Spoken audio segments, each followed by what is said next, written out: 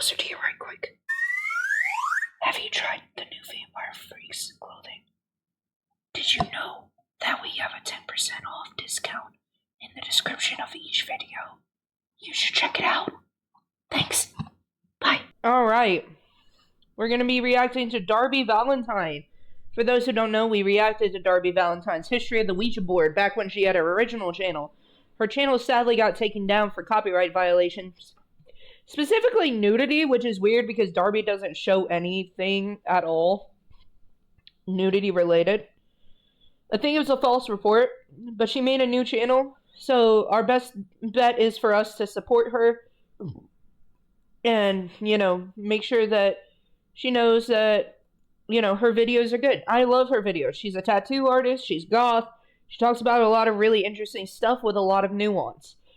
Today, we're watching the lost original House of a Thousand Corpses, which, if you don't know, House of a Thousand Corpses is a Rob Zombie film. Apparently there's some lost media with it, and the one that was released to the public is not the original movie. So we're gonna figure that out. We're gonna learn about it. If you like horror movies, enjoy. Any film quite gives the true feeling of horror camp that A House of a Thousand Corpses does. Between Captain Spaulding, a clown selling fried chicken at a gas station with a true crime ride, a man being turned into a mermaid, and an entire theatrical performance carried out by a sadistic necro hot body Sherry Moon. But the film we know as A House of a Thousand Corpses truly is only a third of the original story. After so many footage cuts lost to time, it makes you wonder what it could have been. What it never was. This is about the lost story of House of a Thousand Corpses. Let's go! Again, because she posted this on her original. I feel like most horror fanatics are very familiar with House of a Thousand Corpses and the entire franchise as a whole, but what if I told you this original telling never even had Dr. Satan in it? But first, we gotta take a look at the guy who got us all here in the first place, Rob Zombie. Here is Robert Zombie! God damn it, Darby. Originally came out into notoriety as the frontman for the heavy metal band White Zombie, which led to his solo album Hellbilly Deluxe in 1998, which would sell 3 million copies in the US, carrying two of arguably his most famous tracks, Living Dead Girl and Dragula. This would lead to him creating a haunt house with Universal in 1998 under the title The Thrilling Chilling World of Rob Zombie in conjunction. We love Rob Zombie. I don't know if y'all know, but Rob Zombie is so unrecognizable without the makeup that he was basically barred by security from his own concert. He went to go for a lunch break, to go eat. He came back and security wouldn't let him in. He's like, I'm Rob Zombie. With his album, and the house was based on tracks from it. This was supposed to be the depiction of going through Rob's mind, even with you walking through in a giant amalgamation of his mouth and head to enter said thing. This started his creative endeavors with Universal. This was a really great success, and he was obviously working well with Universal, so this led to him continuing to start haunt house ideas with him, and he ended up coming up with the concept of House of a Thousand Corpses. Obviously, a haunt house at the time, not the movie quite yet. In this, he got the basis of ideas, think about the family dynamics from the Texas Chainsaw Massacre and Spider Baby, which is heavily underrated. If you have not seen Spider Baby, go watch Spider Baby. I've never heard of Spider Baby, but I might check it out. But Rob realized he was really cooking with something when he started coming up with these ideas of this family and this messed up house and that it's a family of murderers, and he realized what he really had here. Creating a haunt house ended up him getting in the room with the Universal executives, and he wanted to pitch the concept of them creating a fully fledged out House of a Thousand Corpses movie in conjunction with the haunt house, which at this time, this is only about the second or third ever Universal Horror Nights. So the concept of having a horror movie have its haunt house tied in was pretty revolutionary. Nowadays, that is like the bread and butter of Universal Horror Nights, is having, houses based after horror movies, but that wasn't a thing at the time, let alone creating one in conjunction for a movie coming up created by the same company. So Universal absolutely loved the idea of this. Obviously, they didn't know how crazy Rob Zombie is, so they gave him about 3... Yeah, they didn't really know. They didn't know how crazy this man is. $3 to $4 million budget to create the film. Obviously, as you may know or you may not know, Universal is not the company that ended up putting out the film. So what happened? There is one group I would refer to as quite literally the biggest op for horror movie creators and honestly most good movie creators, and that is the MPAA. The MPAA is the Motion Picture Association. They are the ones who watch and screen your films and deem what the ratings are, from G, PG, PG-13, R, all the way to NC-17. NC-17 used to be rated X. 17 is quite literally the kiss of death for a film. NC-17 essentially bars you from being able to really screen it in theaters anywhere, leading to not really getting box office revenue. Who's going to fund and create a movie that you can't make any money back on or kind of have anyone really see? Now, how do you get an NC-17 rating, you asked me? I heard you, I got you.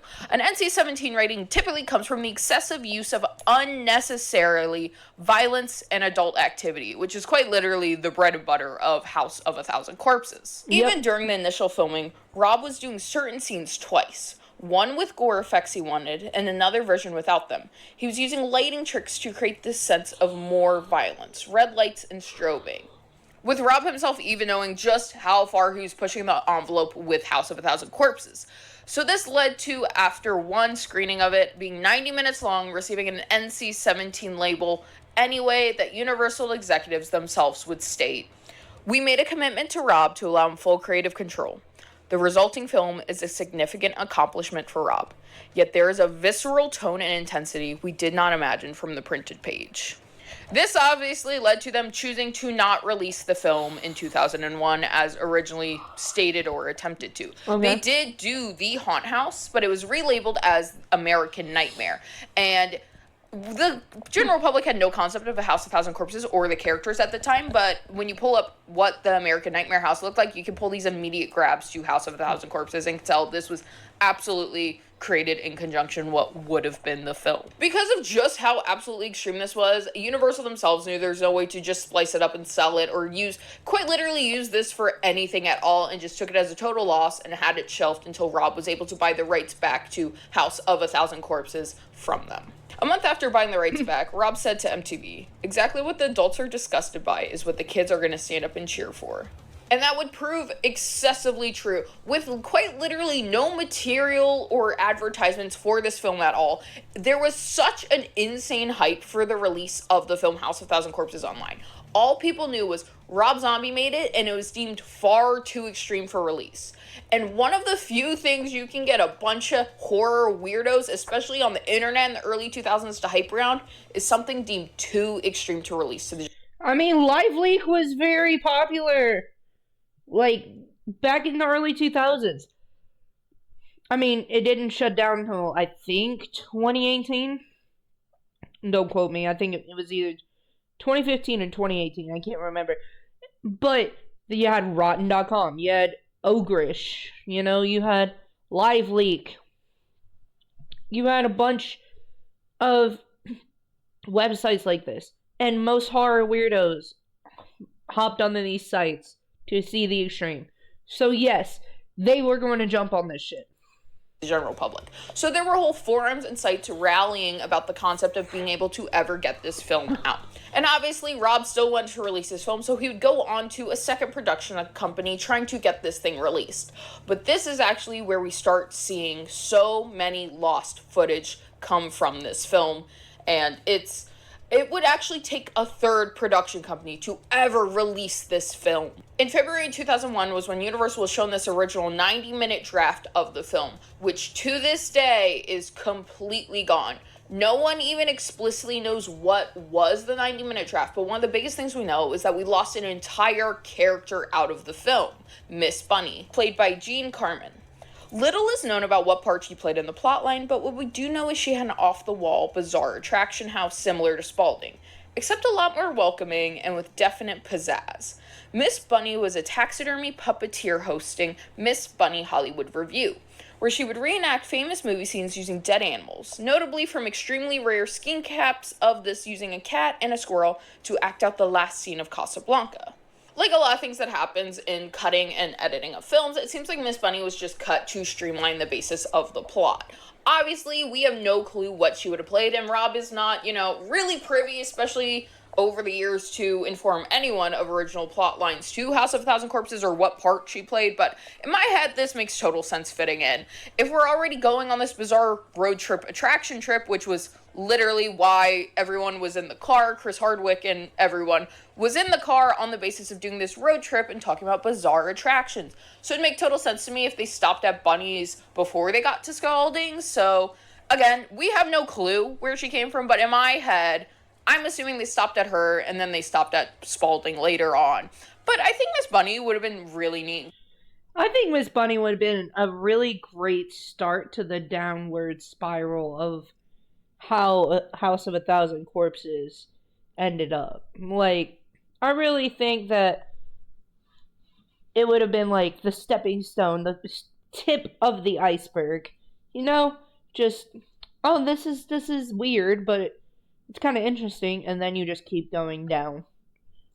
Cool, because there is this element of glamour in House of a Thousand Corpses, this like theatrical pizzazz in it. So having like a retired weird show lady puppeteering taxidermy just really fits in my world. Along with Miss Bunny's subplot line, we had another one was completely cut, but this one we do see inklings in what we do see of House of a Thousand Corpses. This was about the skunk ape.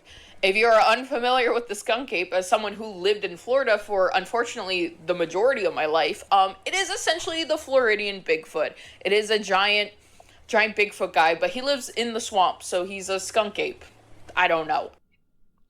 I'm gonna guess it's because he stinks really bad, because he lives in the swamp and probably swims in the swamp water. I don't know. Once again, it's not clear what this plotline was. I'm gonna assume this was another tourist attraction stop, or maybe a neighbor, some sort of interaction, because you yourself, I'm gonna see if I can try to catch it and screen record it, but you can catch in House of a Thousand Corpses, the final draft, you can hear someone go, I'm gonna kill that skunk ape, when they're doing the like flashing pan scenes on that like house and having that like kind of weird trippy moment. And this is leftover from original footage that they had on one of the first secondary cuts of this film. Other than just being cut outright of the film, our characters would face a lot of censorship in our final release of the film. The one that got the most of this was Baby Firefly, played by Sherry Moon, Rob Zombie's wife. The original... I just want to give applause to Rob Zombie for always including his wife in his films. He knows his wife is pretty. He loves has said it out loud. He shows her off in his movies because she's pretty. Like, he knows.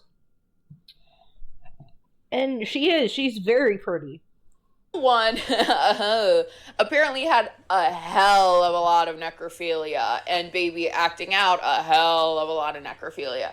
I would argue we got glimpses of it in our final cut, but I guess the original was way more intense. And a lot of the original was filmed on an 8mm camera by Rob in his house, in his basement, and, it's his wife, so I'm sure he's getting a bunch of crazy footage, and a lot of this 8mm footage actually is in the final cut. The film and the opening, like, if you see those videos of Sherry getting all cozy with a skeleton, that was part of our original cut, and it was just, a lot more intense, and Universal was not having it. Just to reiterate again, this is not just, cut footage. We can't pull this up. I can't pull this up and show you like I can with a lot of Hellraiser cut footage. This is lost. This is all just gone. This does not exist, and because of the time frame, I'm of the inkling that, we'll never see this. This will never exist. Rob himself even said, I don't think it will be released, because I don't think anyone knows where any of it is, truthfully. Even when they put together the DVD, which was 13 years ago, we couldn't find anything because they had shot 200 interviews in the time since the shoot. We had behind-the-scenes stuff, makeup tests, all these different things, and nobody could find it. It was all lost. That's why I think whatever exists is all that's ever going to exist. But why were all of these cuts made? Well, Rob, after the Universal turned it down, he went around shopping production company houses. He eventually started getting to the talks with MGM, telling them he was happy to make whatever cuts to try to get an R-rated. Rob wanted to put this movie out. At the time for him, this was probably one of his most important projects, which, of course, now if you know, Rob hates House of a Thousand Corpses, but isn't that kind of always how it is? And once again, what exactly cuts were made for what production company and why, we don't know, because he keeps quite literally everything close to his chest about this. But one of the things we do know is that after Universal turned down, this actually led to him being able to add more into it and take things out, and this led to the creation of Fish Boy. If you're unfamiliar or just need a little refresher about House of a Thousand Corpses, Fish Boy is when Rainn Wilson, more commonly known as Dwight from The Office, is killed and gaffed into a fish boy, into a mermaid, and presumably would be put up in Captain Spaulding's gift shop in the, the oddity, weird, funky area. If you're unfamiliar with a gaff, it is an old sideshow circus thing where you would create essentially fake cryptid out of taxidermy, like mishing and mashing multiple animals together. I believe Fish Boy is obviously inspired by the Fiji mermaid, which I believe is just a monkey and a fish to be a mermaid. But for me, Fish Boy is one of the most iconic aspects of a House of a Thousand Corpses, and I think it is for a lot of people. I really like Fish Boy. He was really creepy and, horrid looking. And honestly, it worked well for what it was. Hi, Noah. Noah, I'm just gonna tell you we're watching very graphic content. If you are under the age of 18, it is probably not a good idea for you to be watching it. Do with that what you will. We're reacting to some very graphic shit. So I'm just giving you that warning now. And viewer discretion is heavily advised. There's a lot of shit we're talking about today that minors should not be consuming. So I'm just letting you know ahead of time.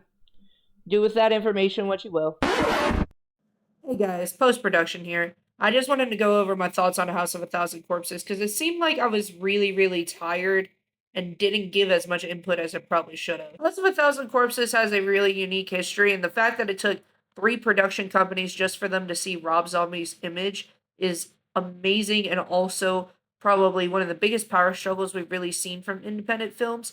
Now, Terrifier is an independent film, and I feel like it has gone through similar struggles. And thus, it's really interesting to see how these different films are made, and I really do appreciate the independent filmmakers that can come, despite all the cuts, despite all the lost footage, and bring us some masterpieces like this. Along with this, one of our main focal points of this entire film, Dr. Satan, was not originally supposed to be in the movie. It's hard to find exact clarification on how much of him was never a part of this, because once again, Rob Zombie does not talk about this and doesn't want to. But obviously, we end up with Dr. Satan, and originally, when Dr. Satan was added in, which I believe Dr. Satan is added in post-Universal, from just the things I've gathered extensively looking at things. I could be totally wrong. I think that it was added post-Universal, and Dr. Satan was actually going to be revealed to be Grandpa, which I hate, because of all the horror movie grandpas, obviously Texas Chainsaw Grandpa's like S tier. I really don't like the House of a Thousand Corpses grandpa, but that's just me. But originally, he was supposed to be revealed to be Dr. Satan later in the movie, probably around dinner Hello, Ben. time when, Run Rabbit Run starts occurring. It is said that the entire visuals and everything of Dr. Satan was added to the end of the film after they acquired more funding, so possibly this was something Rob always wanted, but just knew, how much money would have gone into the effects of creating Dr. Satan that it just wasn't even viable and was able to add him at the end. Either way, Dr. Satan is quite literally, I think, the fundamental aspect of House of a Thousand Corpses at the end of the day. As I just touched on Rob being in talks with MGM to release the movie, he was so excited that he accidentally slipped up on an MTV movie show while talking with Ben Affleck. Oh, I don't know why MTV was put Rob Zombie, Ben Affleck next to each other, but whatever. He himself stated, apparently they have no morals over there. They're happy for some blood. MGM did not take this joke lightly and were so upset that they shut down all operations of the film working with Rob completely. They were so offended by this statement, even though obviously he's saying in a lighthearted manner, that they shut everything down. According to Rob, they went berserk, never called him or any of the producers. They had assistants call the editing room, just calling for them all to leave and never come back. MGM even spoke out saying they never planned to distribute the film in the first place. Even though, as Rob said, they were paying all of the bills on finishing the film, they were editing and funding it, so there's kind of no way for them to try to claim that they never had any intentions of being involved in this film. So Rob has now lost 2 major production companies that were allegedly completely ready to release this film for him, so he started working under the idea of just doing a self-release. but one final company would step up and be the ones to have balls big enough to release House of a Thousand Corpses, and at the time, it was a very small production company known as Lionsgate. All Lionsgate, thank you. Good God.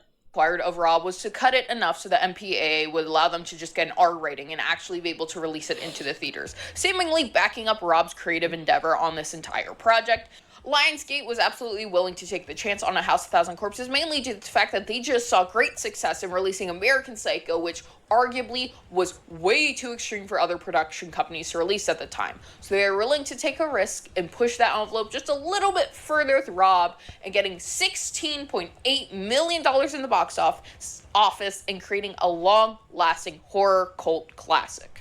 As I've touched on, I believe House of a Thousand Corpses is a very extremely beloved horror film to horror fanatics, even though, you'll meet guys who absolutely hate the film. It is just such... It's so good. I love a brainless horror movie. Don't make me think about it. Sometimes I don't want to watch an A24 movie. I don't want to understand the complexities and double entendres of this artistic film every time. I want to put on House of a Thousand Corpses, and I want to drink cheap beer, and I want to read Fangoria. You know what, Darby? I get that. You just want to sit back, crack open a cold one, and fucking watch a House of a Thousand Corpses, and not stress over, like, the meanings behind what is happening. Like, horror doesn't need to be sophisticated. Sophisticated horror is great, but there is something so goddamn fun about a campy, cheesy horror movie. And knowing this is just a fraction of what this film was does eat at me a bit, and it eats at a lot of people. A lot of people are curious about what was the possibility of this original 90-minute film. In March of 2003, the full uncut version that Rob had available was shown at the Mar del Plata Film Festival to those attending. This had a runtime of 105 minutes versus the theatrical release being only 90. There is a pirated copy of the film put online a month before the theater release, but this pirated copy was 103 minutes. It is completely unclear if it was a shorter copy of the unreleased one shown at the film festival or a copy of the theater-released one with some sort of filler. This specific pirated copy is also completely lost to time. There's also a few alternative scenes that are lost to a degree. We have a little bit more stuff surrounding it. It all really harps onto the end of the film. Like, Rob Zombie himself has shared a few stuff cheekily on Instagram, talking about how originally, when Jenny gets picked up, it wasn't going to be the convertible with Spaulding and Otis in the back grabbing her. Originally, it was going to be this branded Captain Spaulding ice cream truck, which they made and unfortunately never used for anything. And along with that in the caption, he alludes to the fact that wouldn't be Otis in the back waiting to grab her, like we do see in the end of House of a Thousand Corpses. Along with this, there was promo photos of zombies, like the Dr. Satan zombies, like attacking Jerry, or Chris Hardwick's character, like ripping him apart and attacking him instead of Dr. Satan doing like the brain surgery on him, which we kind of have no frame of reference on what these pictures were, if it was just for promo or if it was part of a scene that was cut out completely. It's a little unclear on that. Yeah. But I can't lie, the hauntingness that I get sometimes about lost footage of horror films, like between Hellraiser 2, House of a Thousand Corpses, All American Massacre, like there is so much cut stuff that we just cannot pull up, that I know it's so like minuscule and doesn't even like do anything, but I if you can't tell, there's something wrong with me where I want to know everything. No, I feel you, Darby. I feel you.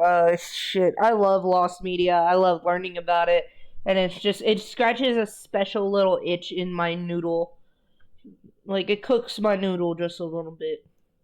So if I can't know it, I bothers me. And there is something about every time I kick on House of a Thousand Corpses now, I'm always like, where would a Miss Bunny be? What would have Sherry actually been doing? Like, there's just, it haunts me. It haunts me to an insane degree, and I must know as much as I can. And unfortunately, this is kind of as much as I can dig up about House of a Thousand Corpses. But if you made it all the way to the end of this video and watched me rambled and retell of ancient yesteryears of horror internet forums that I've regaled to you, thanks so much. I really do appreciate it. Thank you, Darby. Yeah, no, I definitely have a penchant for lost media. I really like it. It scratches my little noodle a little bit. Makes the feelers go brrr really, really quick. I really like that we got some info on House of a Thousand Corpses. I honestly didn't know that there was cut footage. Turn brain off, Massacre the Masses, Warframe for me. Yeah, nah, I feel that. But yeah, no, that was really fucking good. I really liked all of that. YouTube, what do you think? How was your first watching of House of a Thousand Corpses? Did you even watch House of a Thousand Corpses? Did you know any of this stuff prior? Anyway, please like it if you like it. Please dislike it if you dislike it. Just tell me what you think, and I will catch you guys in the next one. Peace.